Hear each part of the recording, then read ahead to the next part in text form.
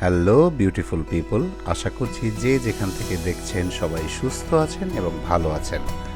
আজকে আমার চলতে চলতে পথে পর্ব 4-এ চলে আসলাম বরিশালের অদূরে সুন্দর মনোরম সবুজ প্রকৃতির মাঝে নদীর পাড়ে। আজ আমি এই জায়গার নাম বলবো না। আজ আপনাদের কাছে প্রশ্ন থাকলো, আপনারাই বলে দিন জায়গাটার নাম কি। কারণ আমার অনেক ভিডিওতে এই জায়গার নাম আমি বলেছি, এবার আপনাদের পালা।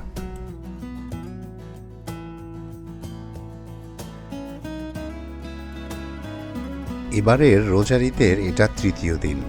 সাধারণত ঈদে আমি তেমন কোথাও ঘুরতে যাই না, কারণ যেখানেই যাই না কেন সেখানে প্রচুর মানুষের ভিড় থাকে, আর আমার কোলাহল একটুও ভালো লাগে না। তাই চেষ্টা করি কোলাহলমুক্ত কোথাও ঘুরতে যাওয়ার। তাই আজ আমার মেয়েকে নিয়ে বাবা মেয়ে মিলে চলে আসলাম এই সুন্দর জায়গাটাতে ঘুরতে।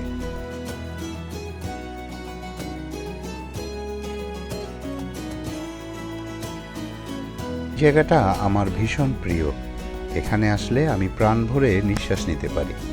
চারপাশে সবুজ আর সবুজ, বিভিন্ন প্রজাতির গাছ আছে এখানে। প্রচুর অক্সিজেন পাওয়া যায়, আর নদীর পাড়ের নির্মল বাতাস তো আছেই। আকাশের নীল আর সবুজ এই দুয়ে মিলে মন প্রাণ প্রশান্ত হয়ে যায় এখানে আসলে। বাতাস যখন গাছের ফাঁক দিয়ে বয় তখন গাছের পাতার যে ঝিরিঝিরি শব্দ, সেই শব্দ আপনাকে শান্তি দিবে। আমি মনে করি সবুজ নির্মল প্রকৃতি একটা ওষুধের মতন। সবুজ প্রকৃতি আমাকে মাইন্ড হিলিংয়ে সহায়তা করে, আর কিছুটা হলেও স্ট্রেস দূর হয়। আর আমাদের বেঁচে থাকার প্রধান উপকরণ পর্যাপ্ত অক্সিজেন পাওয়া যায় এই সবুজ গাছের ছায়াতলে। বাবা মেয়ের সময়টা বেশ কাটছে এখানে, প্রকৃতির নির্মল সৌন্দর্য উপভোগ করছি, আর নদীর পাড় ধরে হাঁটছি দুজনে, আর দেখছি জীববৈচিত্র্য। নদীতে এক যাযাবর পরিবার মাছ ধরছে। নদীর পাড়ের বাসিন্দারা সুন্দর মাচা করে লাগিয়েছে লাউ গাছ। আমরাও এর নিচ দিয়ে হেঁটে যাচ্ছি। দূরে ওই যে নৌযান ছুটে চলছে তার গন্তব্যে।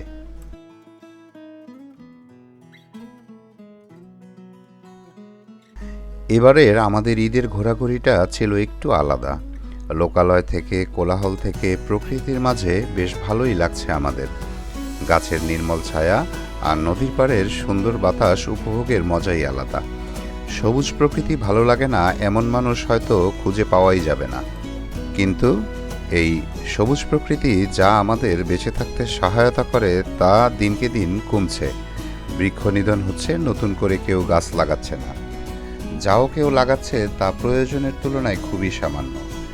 গাছ নিয়ে আমার একটি স্লোগান সবসময় আমি দেই, গাছ বাঁচলে আমরা বাঁচব, বাঁচবে পৃথিবী। এই জায়গাটিতে নদীতে গোসল করার জন্য আমি প্রায়ই আসি। দীর্ঘ সময় ধরে নদীতে গোসল করি, সাঁতার কাটি। সামনে বর্ষাকাল আসছে। বর্ষাকালে এই জায়গাটা ভয়ঙ্কর সুন্দর লাগে। নদীর পানি দুকুল ছাপিয়ে যায়। বাতাসে দাঁড়িয়ে থাকাটাই মুশকিলের হয়ে যায় মাঝে মাঝে। আমার ভিডিওগুলো যারা দেখেন তারা জানেন আমি প্রচণ্ড রকম একজন প্রকৃতিপ্রেমী মানুষ। আমার প্রতিটি ভিডিওতে প্রকৃতি নিয়ে কিছু কথা বলি। গাছ আমার বরাবরই প্রিয়, আমি গাছ ভালোবাসি। যখনই আমি প্রকৃতির মাঝে যাই আমি কোনো না কোনো গাছকে আলিঙ্গন করি। এতে আমি একটা শান্তি অনুভব করি। আমার এই প্রকৃতি নিয়ে কথা আমার আশেপাশের অনেকেরই ভালো লাগে না। তারা আমাকে ঠাট্টা বিদ্রূপ করতে ছাড়ে না। যদিও তাতে আমার কিছু আসে যায় না, তারা তাদের কাজ করুক, আমি আমার কাজ করি। নদীর পাড়ে ঘুরতে এসে দেখি কিছু ছোট ছোট ছেলেমেয়েরা নদীর পাড়ের এই আম গাছ থেকে আম পাড়ছে। এখন কাঁচা আমের মৌসুম। এই কাঁচা আম দেখে লোভ সামলানো দায়। আমি ওদের কাছে কিছু কাঁচা আম চাইলাম। ওরা নিঃসংকোচে নির্দ্বিধায় আমাকে 5-6টি আম দিয়ে দিল, আর বলল বাসায় গিয়ে মরিচ চিনি দিয়ে মাখিয়ে খেতে। ওরা অবশ্য ওখানে বসেই সেই লোভনীয় কর্মটি সারছে। আমি আর সাহস করে কিছু বলিনি। একে তো চেয়েছি আম, দিয়েছে, আবার কাঁচা আম ভর্তা করে খাচ্ছে, সেখানে ভাগ বসাবো বিষয়টা লজ্জা লাগছিল। যদিও আমি বাসায় এসে আম মাখিয়ে খেয়েছি, এক সেট টেস্ট আর টেস্ট, জম্মের মজা দাদু। মেয়েকে নিয়ে ঘুরতে বেরিয়েছি প্রকৃতির মাঝে। কিছু স্মৃতি ফ্রেমবন্দি না করলেই নয়। কিছু ভিডিও আর ছবি ধারণ করে নিলাম চটজলদি। আমি এখন যেখানে দাঁড়িয়ে আছি এটি একটি পরিত্যক্ত বাড়ি। কোনো এক সময়ে কখনো কোনো বসতি ছিল এখানে, কিন্তু এখানে এখন কেউ থাকে না।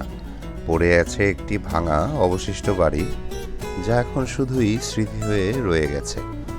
আমি একটু ঘুরে ঘুরে দেখছিলাম বাড়িটাই কাঠের এবং টিন দিয়ে তৈরি ছিল বাড়িটি।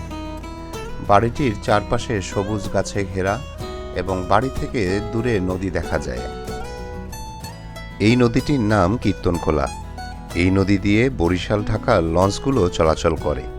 এছাড়াও এ নদী দেশের অন্যতম বড় নদীগুলোর মধ্যে একটি। এ নদী দিয়ে পণ্যবাহী নৌযানগুলো চলাচল করে প্রতিনিয়ত। ছোট জেলেদের জন্য জীবিকার যোগানো আসে এই নদী থেকেই। মোহাম্মদ মাজহারুল ইসলামের একটি কবিতার কথা মনে পড়ে গেল। শুকনো পাতারাও মরমর করে কেঁদে ওঠে ওই বনে, ভালোবেসে যদি ব্যথা দেয় কেউ এতটুকু তার মনে। তার সাথে কাঁদে বন বিহঙ্গ, নিঃশব্দে অশ্রু ফেলে, অভিমান করে কিছুদিন শুকনো পাতার দলে। সময় আর নদীস্রোত কখনোই কারোর জন্য থেমে থাকে না। আপনার সময় আপনাকে নিয়ন্ত্রণ করতে হবে। আপনার সময় আপনি কিভাবে ব্যয় করবেন সেটা একান্ত আপনার নিজের বিষয়। আমি আমার সময়গুলোকে ক্যামেরাবন্দি করার চেষ্টা করি আগামী প্রজন্মের জন্য। এটা আমার শখ বলতে পারেন। আমি যেখানেই ঘুরতে যাই সুন্দর সময়গুলো ক্যামেরায় ধারণ করার চেষ্টা করি ও তা আপনাদের সাথে শেয়ার করি। বন্ধুরা, আজ আমার চলতে চলতে পথের চতুর্থ পর্বের শেষ অংশে চলে আসলাম। ঈদের ঘোরাঘুরি আজ এখানেই শেষ। আবার আপনাদের সাথে দেখা হবে নতুন কোনো জায়গায়, নতুন বা পুরনো কোনো পথে। ততক্ষণ পর্যন্ত সবাই ভালো থাকবেন, সুস্থ থাকবেন। আল্লাহ হাফেজ।